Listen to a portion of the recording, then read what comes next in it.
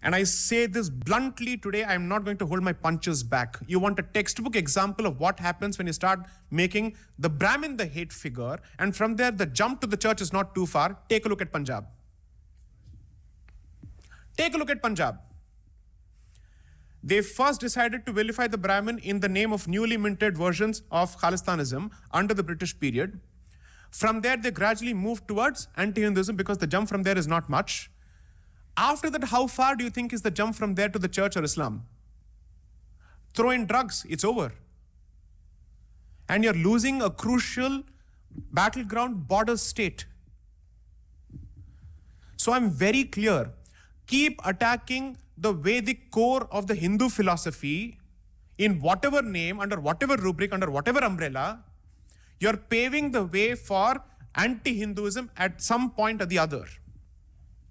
Two more examples. Tamil Nadu. Parts of coastal Andhra. Kerala. The jump is not far. Stop vilifying people. You can't say that I am going to unify Hinduism by making one group the punching bag of your positions constantly in the hope that it will unify people by creating a hate figure within. You don't have the guts to create a hate figure outside, therefore you're constantly creating a hate figure within. If you had the guts to create a hate figure outside, you would identify the true culprit outside. You don't want to do that because today you're willing to co-opt the jihadi but alienate the Brahmin. That is a conscious choice that some people have made within the Hindutva fold. That is the conscious choice they have made, that we will isolate these groups because we need to accommodate everybody else. What vision is this?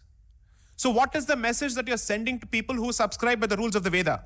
Answer that question first, because the Vedic Sanatana Dharma happens to be the core of Hindu Dharma for all practical purposes, the epicenter of this entire ocean that has been created. So what are you telling those institutions? Are you asking us to leave this country? If yes, how different are you from the Naxalwadi or the Marxistvadi or the Jihadi? This question needs to be answered. This is the most raging internal debate that needs to be addressed, because this virus has infected our ideology.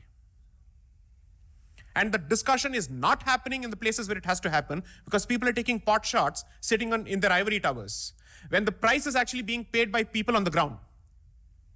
You're inciting people against each other on the ground. Go to parts of Uttar Pradesh.